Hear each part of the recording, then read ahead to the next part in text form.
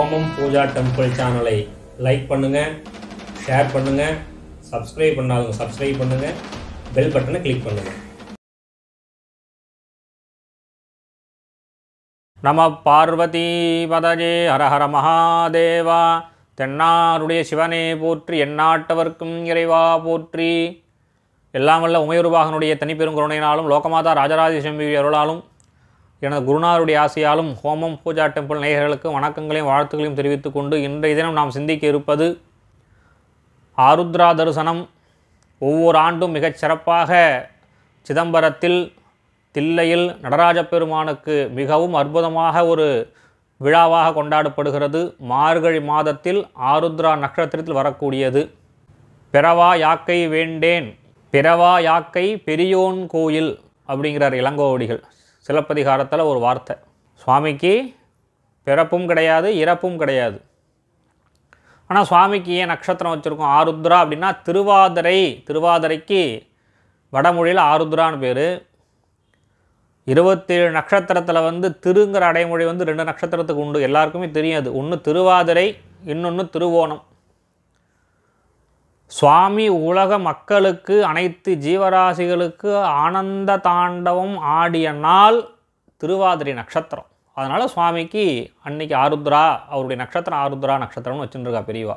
அவருக்கு பிறப்பு இறப்பு எதுவுமே கிடையாது. அவர் எந்த நட்சத்திரத்துக்கும் அடங்காதவர், எந்த ராசிக்கும் அடங்காதவர். உலகத்தினுடைய முழு முதற்கடவுள் சிவபெருமான். பதஞ்சலியும் வியாகரபாதரும் சுவாமியினுடைய ஆனந்த தாண்டவத்தை தரிசனம் செய்யணும்னு நீண்ட நெடுங்காலம் தவம் பண்ணுறா. ஆனந்த தாண்டவ மூர்த்தியாக அனைவருக்கும் தரிசனம் கொடுத்த நாள் ஆருத்ரா நட்சத்திரம். அதனால தான் ஆருத்ரா தரிசனம்னு பேர். இன்னைக்கு அதில் ஒரு முக்கியமான குறிப்பு சொல்கிறேன். பொதுவாக இந்த ஆருத்ரா தரிசனத்தை பற்றி நிறைய புராண குறிப்புகள், ஆகம வாயிலாக உள்ள விஷயங்கள் நிறைய இருக்குது. சுவாமியினுடைய முக்கியமான விஷயம் அந்த நடராஜருடைய சுரூபம் பஞ்சகிருத்தியம். அந்த பஞ்சகிருத்தியம்ங்கிறது என்னென்னு கேட்டாக்கா, சுவாமிக்கு சிருஷ்டி, ஸ்திதி, சம்ஹாரம், திரோபாவம், அனுகிரகம். சிருஷ்டி அப்படின்னா உயிர்ப்பித்தல், ஸ்திதி அப்படின்னா காப்பாற்றுறது, சம்ஹாரம்ங்கிறது அழித்தல், திரோபாவம்ங்கிறது மறைத்தல், அனுகிரகம்னு சொன்னால் அருளல். இந்த முக்கியமான விஷயம் எல்லாரும் தெரிஞ்சிக்க வேண்டிய விஷயம் எது என்னன்னு கேட்டாக்கா, இந்த பஞ்ச கிருத்தியம்தான் ஆருத்ரா தரிசனம். இது முக்கியமாக எல்லாரும் தெரிஞ்சிக்க வேண்டிய விஷயம். நீங்கள் மற்றதெல்லாம் நீங்கள் தெரிஞ்சுக்காமல் விட்டுலாம் கூட ஒன்றும் தவறு கிடையாது. ஏன்னா நிறைய புராண குறிப்புகள்லாம் நிறைய மாறி மாறி வருது. ஆகம ரீதியாக, சாஸ்திர ரீதியாக இந்த பஞ்ச கிருத்தியத்தை சுவாமி அந்த ஆருத்ரா தரிசனம் திருவிழாவில் எப்படி சொல்கிறான்னா, பெரியவாள்லாம் சுவாமி அந்த சிற்சபையில், பொன்னம்பல சபையிலிருந்து சுவாமியை புறப்பட்டு ஆயிரங்கால் மண்டபத்துக்கு எழுந்தருளா பண்ணுறா இல்லையா சுவாமியை, அங்கேருந்து கூட்டிகிட்டு வரா பாருங்க, அது சிருஷ்டி, உயிர்ப்பித்தல். சுவாமிக்கு இந்த பிரம்மோற்சவம்லாம் நடக்குது பாருங்கள். இந்த 10 நாள் திருவிழா நடக்கும். இந்த திருவிழாக்காக, இந்த பிரம்மோற்சவத்துக்காக, இந்த ஆருத்ரா தரிசன விழாவுக்காக சுவாமிக்கு காப்பு கட்டுவார். ரக்ஷாபந்தனம்னு பேர். சுவாமியினுடைய வலது கையில் அபய ஹஸ்தத்தில் இந்த காப்பு கட்டுறது ஸ்திதி, காப்பாற்றுறதுக்காக. 3வது சம்ஹார காலம். சுவாமிக்கு அந்த ஆருத்ரா தரிசனத்து அன்னைக்கு சாந்து சாற்றுதல்னு சுவாமிக்கு ஒரு ரக்ஷை ஒன்று சாத்துவா. அது எல்லாருக்கும் நீ பிரசாதமாக கொடுப்பா.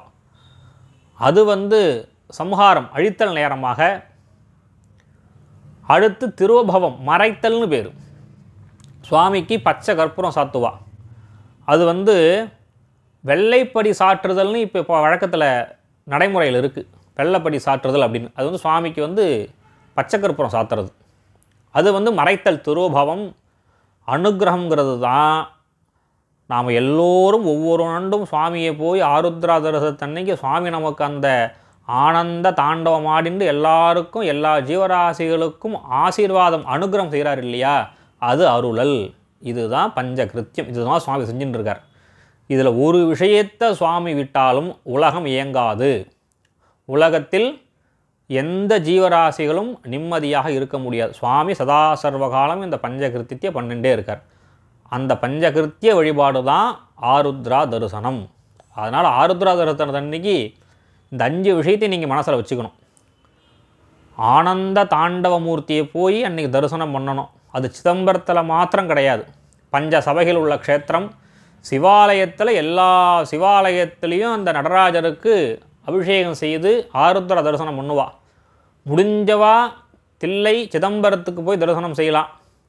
முடியாதவர்கள் எல்லாரும் எங்கெங்கெல்லாம் பக்கத்தில் சிவாலயம் இருக்கோ அன்றைக்கி அவசியம் போய் அந்த ஆனந்த கூத்தனை, நடராஜ மூர்த்தியை, உலகத்துக்கெல்லாம் முதன்முழு கடவுளாக விளங்கக்கூடிய நடராஜமூர்த்தியை நாம் கட்டாயம் தரிசனம் செய்து வரணும். முக்கியமான விஷயம் என்னென்னு கேட்டாக்கா,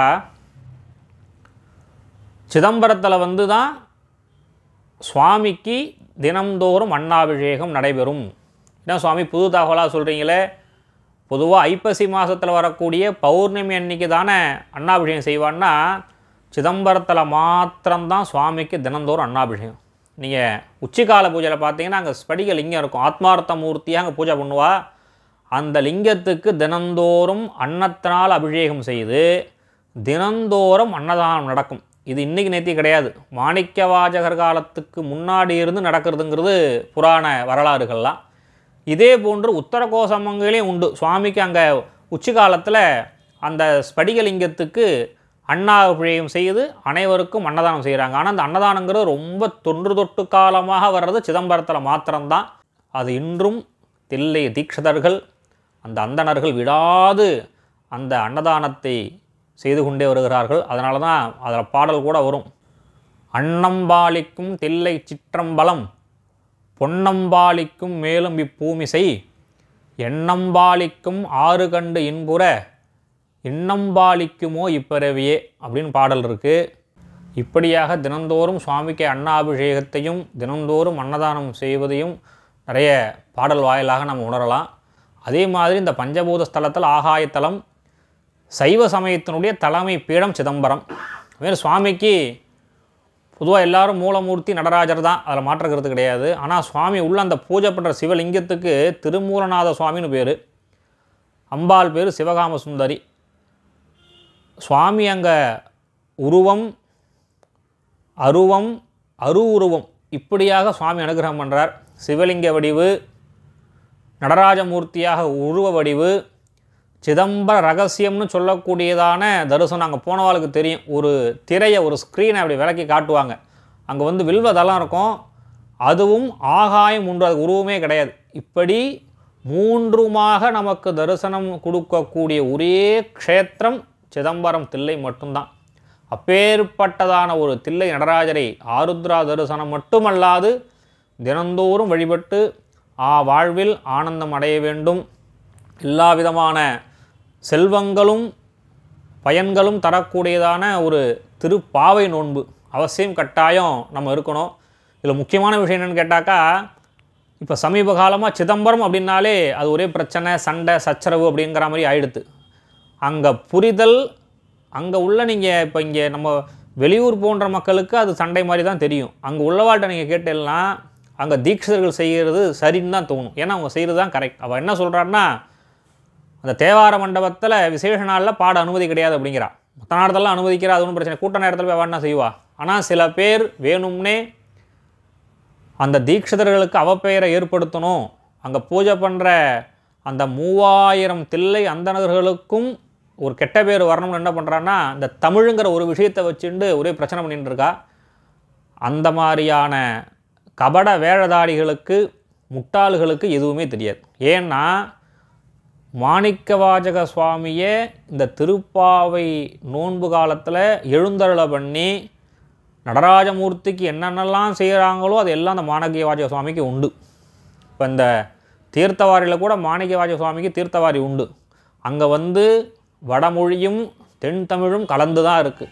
சிதம்பரத்தில் மாத்திரமல்ல, எல்லா பூஜை செய்யக்கூடிய ஆலயத்திலும் எல்லாத்துலேயுமே இந்த வடமொழியும் தென் தமிழும் கலந்து தான் இருக்குது. யாருக்கும் யாரும் துவேஷம் கிடையாது. சில முட்டாள்கள், சில கபட வேடதாரிகள்லாம் செய்யக்கூடிய அயோக்கியத்தனத்தை மக்கள் தயவு செய்து புரிஞ்சுக்கணும். அங்கே தீட்சிதர்களுக்கும் பொதுமக்களுக்கும் எந்த விதமான கருத்து வேறுபாடும் கிடையாது. இங்கே உள்ளவங்களுக்கு இந்த மீடியாலாம் அந்த மாதிரிலாம் கொஞ்சம் தேவையில்லாத சண்டை சச்சரவை உண்டு பண்ணுறாங்க. அதனால் அது யாருமே தேவையில்லாத மனசில் போட்டு குழப்பிக்க வேண்டாம். எல்லாரும் ஆனந்தமாக போய் சிதம்பரத்தில் போய் சிதம்பர நடராஜரை, ஆனந்த தாண்டவ மூர்த்தியை எல்லாரும் தரிசனம் பண்ணுங்க. அனைவருக்கும் எப்பொழுதும் ஹோமம் பூஜா டெம்பிள் எங்களுடைய குழு உங்களுக்காக பிரார்த்தனை செய்து கொண்டே இருக்கின்றோம் என்று கூறி மீண்டும் அடுத்த ஒரு விஷயத்தில் சிந்திப்போம். நம பார்வதி பதஜே ஹர ஹர மகாதேவா.